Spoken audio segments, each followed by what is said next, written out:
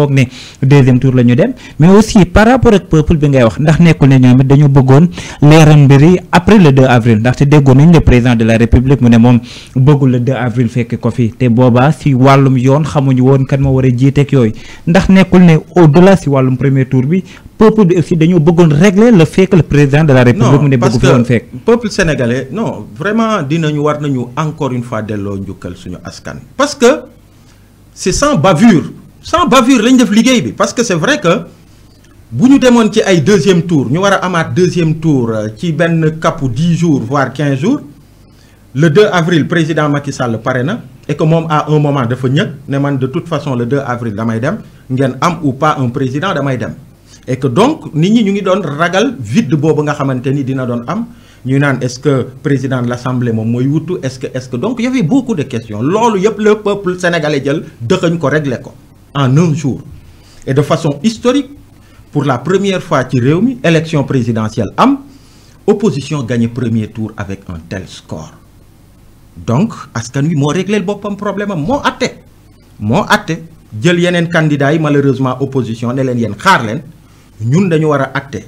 li nga xamante ni boobu ba tey ci ay at mu ngi ci suñu xol ñu koy naqarlu suñu kër dañu war a xëy dem loolu ñu atte loolu mu doon genre référendum ñu ñëw ne Macky Sall li nga doon def yëpp di ko teg opposant bii di Ousmane Sonko ak ñi mu àndal di leen xoqatal tas seen parti nu mu tuddati traité leen de terroriste ak leneen li nga doon def yëpp di jël ay activistes di leen tëj di jël waa société civile di leen tëj di tëj ay journalistes di tëj ay médias ànduñu ci woon dañ doon xaar rek bés bii nga xamante ni yàlla jagleel nañu ko suñu constitution jagleel nañu ko muy élection que ñu jël suñu carte ñëw won la ni ànduñu ak li nga doon def et que ànduñu à ce que Sénégal mu am continuité wu jéego yi nga xamante ni daan nga ko teg ci réew mi donc loolu la ñu réglé message bi peuple bi lancé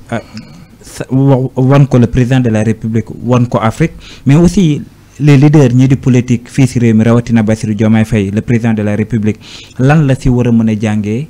pour xam ne ak lu mënti xew bés dina jot askan wi ne la fa nga ne ca palais ba locataire nga. gis nga bépp leader politique bu comprendrewul nii du gagné mukk dans un rapport de force ak askanam que lu mu metti ak coono bu mu mënti teg askanam ak lu mu metti ak doole bi mu mënti am di ko jël di ko dóore askanam au bout du compte les peuples sortent toujours vainqueurs. xoolal li xew yëpp ci réew yi ci année yi ñu kii. les 3 ans ci 3 ans yi. dañu dem ba sénégalais yi fitna sénégalais yi ils étaient sénégalais boo gis nga xam ni féexul xolam féexul mu ngi am fitna foo tourner y a des camions de gendarmerie foo tourner y a des forces de défense et de sécurité yi nga xamante ni ñu ngi war a gérer mbirum agression insécurité ak yeneen waaye nekk ci boppu koñ yi nekk bépp fitnaal nit ñi donc bépp njiit bu def loolu. nga foog ni ci ay jamono rek mu ngi lay réussir nga foog ni ba abadan noonu lay demee da ngay nax sa bopp les peuples sortent toujours vainqueurs c'est ça le message parce que ginnaaw président Abdoulaye Wade gis ngeen fi mu mujjee 3e candidature am li ci am bakkan yi ci rot ak gis ngeen fi mu mujjee peuple bi dafa xëy un jour dem voter jëlee ko fi gis nga Macky Sall li am et donc président Bassirou Diomaye Faye aussi je pense que c'est un message pour lui et j'espère qu'il a compris ce message. Parce que man au soir de son élection je pense le lendemain au soir bind naa ko message de félicitations directement au président Bassirou Diomaye Faye pour féliciter ko ci élection am pour féliciter ko ni ñu ko tabbee ni mu rafetee ni mu taaroo ak score bi mu am wax ko aussi ni ñu ko tabbee dafa rafet te dafa jekk mais it am na tey légitimité populaire dafa am solo. am na la légitimité populaire pour agir c'est-à-dire tey askanu Sénégal desewu ko dara dañu ko voté le premier tour li mësul am ci réew mi avec 54%. candidat au pouvoir bi mu am ay 37%. donc desewuñ ko dara daanaka loolu laa ko wax ne ko askan wi desalatu la dara fal na la fal bi gën jox na la tous les pouvoirs les prérogatives pour que nga indi coppite yi war ci réew mi. pour que nga indi rupture mais aussi nga indi changement de paradigme. Voilà et que maa ngi koy souhaiter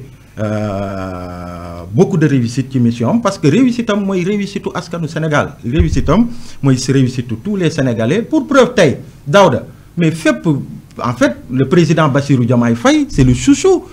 en fait d'abord de la jeunesse africaine. Et loolu il faut que moom mu am taxawaay boobu xam ni tey au-delà de Pastef tey il doit se hisser en père de la nation que tey loolu dinañ ci ñëw après. pour initiative yu nekk di ñëw yëpp. tey il faut qu'il sache être le père de la nation que mu doon ki nga xamante ni day ëmb toute la jeunesse du Sénégal qu'il fasse rêver cette jeunesse et que mu fixe benn cap jeunesse boobu àndi ceeg moom parce que c'est aussi ça le leadership ay Kagame yooyu la ñu def. mais au niveau africain il faut que aussi tey da ngay xool man tey beaucoup de militants africains yi nga xamante ni réseau yi ñu nekk en Afrique yëpp mais ñu ngi rafetlu que le Sénégal mu mën a réaliser cette alternance là après tout ce qui s'est passé et que Sénégalais mu porter à sa tête un président aussi jeune boo xamante ni il est de notre génération donc c'est de l'espoir la ci Sénégal espoir la ci Afrique et puis au niveau du monde aussi je pense que Sénégal tey doon na réew bi nga xamante ni nit ñi ñu ngi koy bàkkoo. dañuy ñëw ci cas de Bassirou Diomaye Diakhar Faye le président de la République ñu bëri bon ñoo ngi koy wax ne bon dañuy ñëw ci profil bi amul charisme beneen bi mooy président par défaut la bi ñu koy préparé yàggul beneen bi mooy c'est la première fois Sénégal am fii président boo xam ne à l'âge de maanaam 44 ans lañ ko fale tey li ñuy wax yëpp ci Bassirou ak at bi ak fi nga xam ne fa la jaar impôt domaine ak yooyu yëpp ndax yaakaar nga ne dina doon koo xam ne dina mën a dékku 5 ans yi lim ci bëgg a def mu def ko ci réew mi.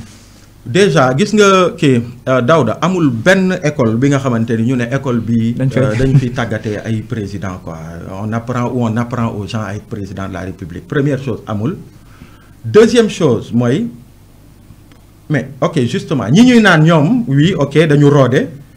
ils ont de l'expérience dañu xawma lan ak lan mais ñooñu yëbbee li ñu fi ñu nekk la plupart des présidents yu jiitu Bassirou Diomaye Faye président Abdou Diouf un commis de l'État administrateur civil il a été ministre il a été premier ministre ba bi ñu koy tabb président de la République jeune d'ailleurs il était plus jeune que le président Bassirou Diomaye Faye président Abdou Diouf bi ñu koy tabb mais fan la mujjee et pourtant c'était quelqu'un qui était habitué aux honneurs de la République au rouage du pouvoir mais fan la mujjee Abdoulaye Wade ñëw mu doon un opposant bu mythique bu ñëpp xam def 26 ans d'opposition mais ci biir loolu daan na doon ministre d'État doon ministre doon leneen ak leneen doon député xam les rouages de la République ñu ñëw ñu tabb ko ok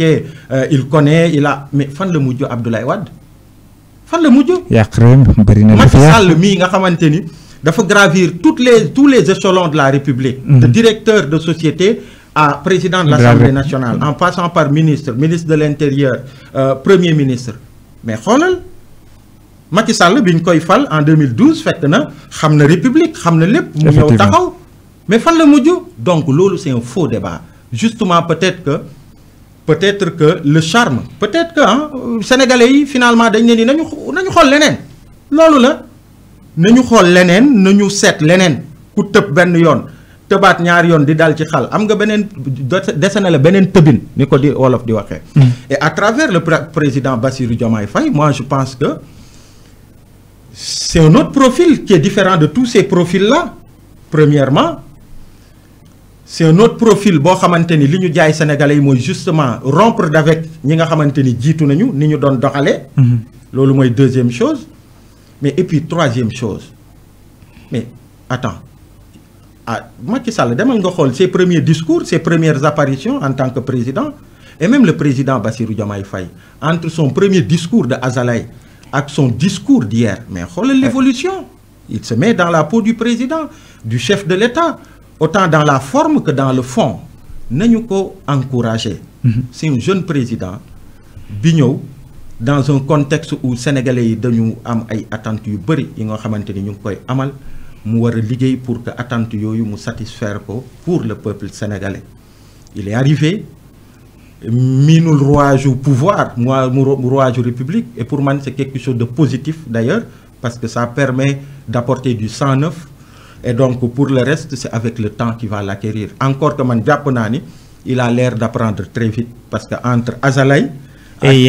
hier mais vraiment il y a la mer à boire quoi donc il est en train de se mettre dans les habits du président de la République il faut l'encourager parce que victoire du Sénégal la ndamu Sénégal la et puis pour le reste je pense que c'est de faux débats amul njëriñ quoi charisme quoi gis nañ fi ay hommes politiques yoo xamante ni ñoo fi ëpp charisme mais quoi mais quoi du ma citer tour mais am na homme politique charisme d'ailleurs bi ñuy wax encore que moi je trouve que charisme c'est relatif on ne peut pas dire que le nouveau président du Sénégal n'a pas de charisme mënuñu ko wax ay seetaan nañ ko démb donc c'est très très très relatif je pense qu'il faut l'encourager pour que mu am taxawaay bi war pour askanu Sénégal pour man loolu moo ëpp solo un président de la République boo xam ne